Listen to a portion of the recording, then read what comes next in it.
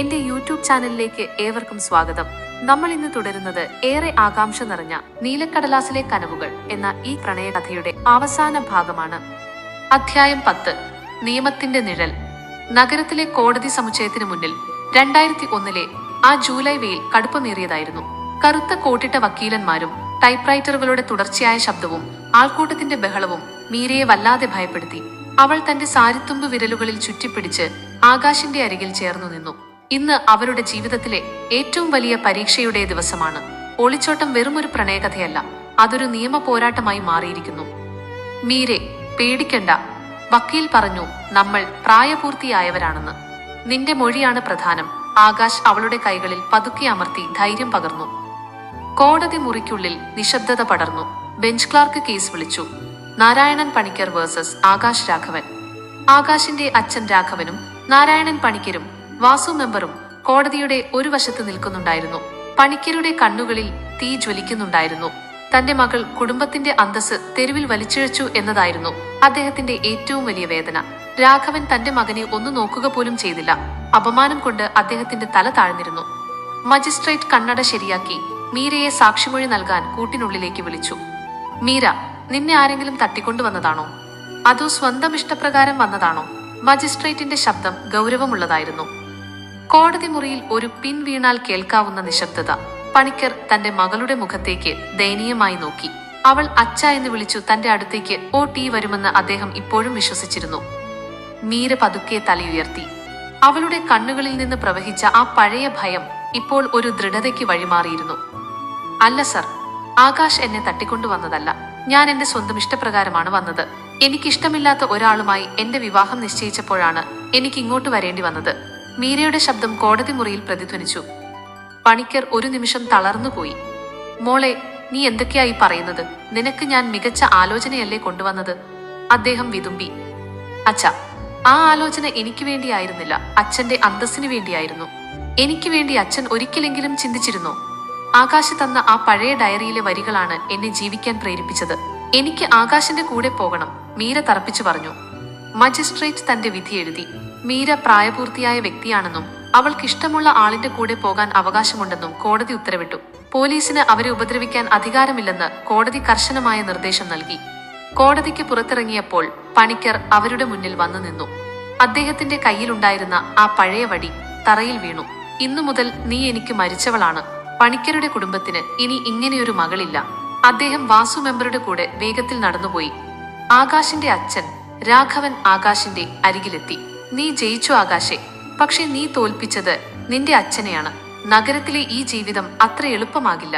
നിന്റെ എല്ലാ സൗകര്യങ്ങളും ഞാൻ ഇതോടെ നിർത്തുന്നു. നീ എങ്ങനെ ജീവിക്കുമെന്ന് എനിക്ക് കാണണം. അദ്ദേഹം തന്റെ കാറിലേക്ക് കയറി.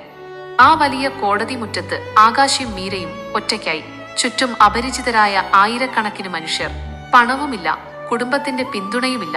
കയ്യിലുള്ളത് ആകെ വിനയൻ വാങ്ങി നൽകിയ കുറച്ചു രൂപയും മീരയുടെ ബാഗിലെ ആ പഴയ ഡയറിയും മാത്രം. ആകാശ്, നമുക്കിനി എങ്ങോട്ട് പോകും? മീര ചോദിച്ചു. നമുക്ക് നമ്മളുണ്ട് മീരെ. ഗ്രാമത്തിലെ ആ പഴയ വായനശാല നമുക്ക് നൽകിയ അറിവും പ്രണയവും മതി നമുക്ക് ജീവിക്കാൻ. ഒരു പുതിയ തുടക്കം. ആരും അറിയാത്തൊരിടത്ത്. അവർ നഗരത്തിലെ ആ തിരക്കേറിയ റോഡിലൂടെ നടന്നു നീങ്ങി. കയ്യിൽ മുറുകെ പിടിച്ച ആ കരിക്കട്ട ചിത്രത്തിലെ നിഴലുകൾ പോലെ അവർ ഒന്നായി കഴിഞ്ഞിരുന്നു. നിയമം അവരെ ഒരുമിപ്പിച്ചു, പക്ഷെ സമൂഹം അവരെ പുറന്തള്ളിയിരുന്നു. വർഷങ്ങൾ പുഴ പോലെ ഒഴുകിപ്പോയി. 2001 ആ കരിപുരണ്ട ചിത്രങ്ങളിൽ നിന്ന് 2026 ഡിജിറ്റൽ ലോകത്തേക്ക് കാലം ചുവടുമാറ്റി. നഗരത്തിലെ ആ ചെറിയ വാടകമുറിയിൽ നിന്ന് തുടങ്ങിയ അവരുടെ ജീവിതം ഇന്നൊരു വലിയ സാമ്രാജ്യമായി വളർന്നിരിക്കുന്നു. ആകാശ് ഇന്ന് നഗരത്തിലെ അറിയപ്പെടുന്ന ഒരു IT സംരംഭകനാണ്. മീരയാകട്ടെ താൻ പണ്ട് ഡയറിയിൽ കുറിച്ചിട്ട സ്വപ്നങ്ങളെ കോർത്തിണക്കി ഒരു പ്രശസ്ത എഴുത്തുകാരിയായി മാറി. ആധുനികമായ ആഡംബരങ്ങൾക്കിടയിലും അവരുടെ വീടിന്റെ പേര് ശ്രീനിലയം എന്നായിരുന്നു. പൂമുഖത്ത് ഇപ്പോഴും ഇലഞ്ഞിപ്പൂക്കളുടെ ഗന്ധം നിറഞ്ഞു നിൽക്കുന്നു. അവരുടെ മകൾ അർച്ചന ഇന്ന് കോളേജിൽ പോകാൻ തയ്യാറെടുക്കുകയാണ്. അവരുടെ കയ്യിലുള്ള സ്മാർട്ട് ഫോണും ലാപ്ടോപ്പും കാണുമ്പോൾ ആകാശ് പഴയ ആ ഹെർക്കുലീസ് സൈക്കിളിനെയും റേഡിയോയെയും ഓർത്തു.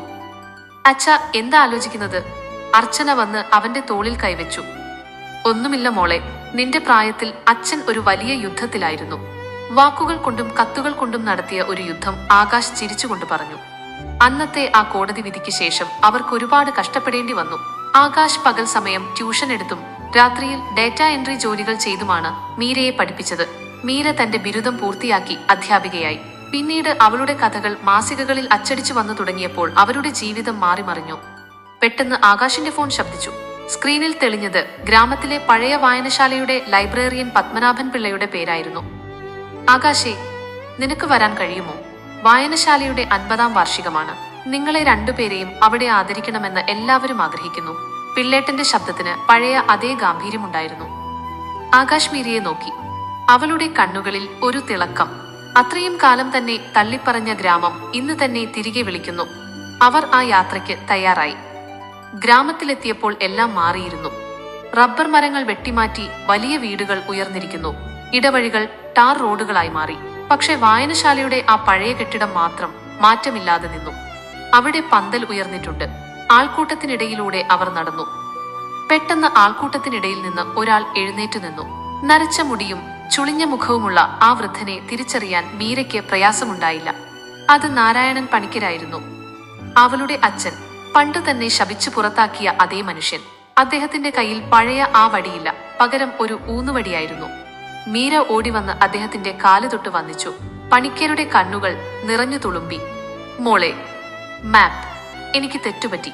അന്തസ്സിനേക്കാൾ വലുത് നിന്റെ സന്തോഷമായിരുന്നു എന്ന് മനസ്സിലാക്കാൻ എനിക്ക് വൈകിപ്പോയി. വാസു മെമ്പർ ഇന്ന് അവിടെയില്ല. അദ്ദേഹത്തിന്റെ കാലം കഴിഞ്ഞിരിക്കുന്നു. ആകാശിന്റെ അച്ഛൻ രാഘവൻ വർഷങ്ങൾക്ക് മുൻപേ അവരോട് പിണക്കം മറന്നു ഒന്നിച്ചിരുന്നു. വായനശാലയിലെ ആ പഴയ അലമാരയ്ക്ക് മുന്നിൽ ആകാശ് നിന്നു. അവിടെ ഇപ്പോഴും ആ കസാക്കിന്റെ ഇതിഹാസം ഇരിപ്പുണ്ട്. അതിനുള്ളിൽ മീര പണ്ടുവെച്ച ആ നീലക്കടലാസ് ഇപ്പോഴും ഉണ്ടോ എന്ന് അവൻ വെറുതെ തിരഞ്ഞു. അവിടെ അവൻ കണ്ടത് മറ്റൊരു കാഴ്ചയാണ്. പുതിയ തലമുറയിലെ കുട്ടികൾ വായനശാലയിൽ ഇരുന്നു ഇലക്ട്രോണിക് ടാബ്ലറ്റുകളിൽ വായിക്കുന്നു. ആകാശേട്ട, ഒരു ശബ്ദം കേട്ടു. അത് കണ്ണനായിരുന്നു. അവൻ ഇന്ന് ഗ്രാമത്തിലെ പഞ്ചായത്ത് പ്രസിഡന്റാണ്. നിങ്ങളുടെ കഥയാണ് ഇവിടുത്തെ കുട്ടികൾക്ക് പ്രചോദനം. പ്രണയം വെറുമൊരു വികാരമല്ല, അതൊരു അതിജീവനമാണെന്ന് നിങ്ങൾ കാണിച്ചു തന്നു. വൈകുന്നേരം അവർ ആ പഴയ പാടവരമ്പത്ത് ഇരുന്നു. ആകാശം സ്വർണ്ണ നിറത്തിൽ തിളങ്ങുന്നു. ആകാശ് തന്റെ പോക്കറ്റിൽ നിന്ന് ഒരു ചെറിയ പൊതിയെടുത്തു. അതിലിപ്പോഴും ആ കരിക്കട്ട ചിത്രമുണ്ട്. മീരെ, നമ്മുടെ കഥ ഇവിടെ അവസാനിക്കുകയാണോ? ആകാശ് ചോദിച്ചു. മീര അവന്റെ തോളിൽ തല ചായ്ച്ചു. അല്ല ആകാശേ, ഓരോ അന്ത്യവും ഒരു പുതിയ തുടക്കമാണ്. നമ്മുടെ മകളിലൂടെ ഈ ഗ്രാമത്തിലൂടെ നമ്മുടെ പ്രണയം വീണ്ടും ജനിക്കും. ഇലഞ്ഞിപ്പൂക്കൾ വീണ്ടും വീണ്ടും വിരിയും. ദൂരെ വായനശാലയിലെ മൈക്കിലൂടെ ഒരു പഴയ പാട്ട് ഒഴുകി വന്നു. നീലക്കടമ്പിൽ ലാസ്യമലരുകൾ നിനക്കായി വിരിഞ്ഞു നിൽപ്പൂ.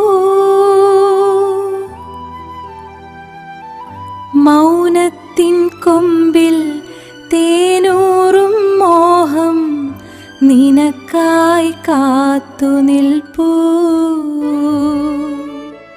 അന്ന് രാത്രി ആകാശ് തന്റെ ഡയറിയിലെ അവസാനത്തെ പേജിൽ ഇപ്രകാരം കുറിച്ചു. 2026 ഏപ്രിൽ 4. ഇന്ന് ഞങ്ങൾ ഞങ്ങളുടെ വേരുകളിലേക്ക് മടങ്ങിയെത്തിയിരിക്കുന്നു. കാലം ഒരുപാട് മാറിയെങ്കിലും പ്രണയത്തിന്റെ മണം മാറുന്നില്ല. ഈ അധ്യായങ്ങൾ വെറും കഥയല്ല, അത് ഞങ്ങളുടെ ജീവിതമാണ്. തടവറകളിൽ നിന്ന് സ്വാതന്ത്ര്യത്തിലേക്ക്, കരിക്കട്ടകളിൽ നിന്ന് വർണ്ണങ്ങളിലേക്ക് നടത്തിയ ഒരു മഹായാത്ര. ഇവിടെ ഈ കഥ അവസാനിക്കുന്നു, പക്ഷെ പ്രണയം അനശ്വരമായി തുടരുന്നു. പുറത്ത് നിലാവെളിച്ചത്തിൽ ഗ്രാമം ഉറങ്ങുകയായിരുന്നു. വായനശാലയിലെ നിഴലുകൾക്കിടയിൽ പുതിയ പ്രണയങ്ങൾ നാമ്പിടുന്നുണ്ടാകാം. ഈ പ്രണയ പരമ്പര ഇവിടെ പൂർത്തിയാകുന്നു. 2000 ആണ്ടിന്റെ തുടക്കത്തിലെ ആ ഗ്രാമീണ പ്രണയം എല്ലാ പ്രതിബന്ധങ്ങളെയും അതിജീവിച്ച് വിജയത്തിലെത്തിയിരിക്കുന്നു. മനോഹരമായ ഈ പ്രണയയാത്ര ഇവിടെ പൂർണ്ണമാകുന്നു. ഏത് വലിയ പ്രതിസന്ധിയെയും പ്രണയം കൊണ്ട് മറികടക്കാം എന്ന് ഈ കഥ നമ്മെ ഓർമ്മിപ്പിക്കുന്നു. കഥ ഇഷ്ടമായെങ്കിൽ ലൈക്ക് ചെയ്യാനും ഷെയർ ചെയ്യാനും മറക്കരുത്. ഇതുപോലുള്ള കൂടുതൽ വ്യത്യസ്തമായ കഥകളുമായി ഞങ്ങൾ വീണ്ടും എത്തും. ആ പുതിയ യാത്രയിൽ പങ്കുചേരാൻ ഈ ചാനൽ ഇപ്പോൾ തന്നെ സബ്സ്ക്രൈബ് ചെയ്യൂ. നന്ദി, നമസ്കാരം.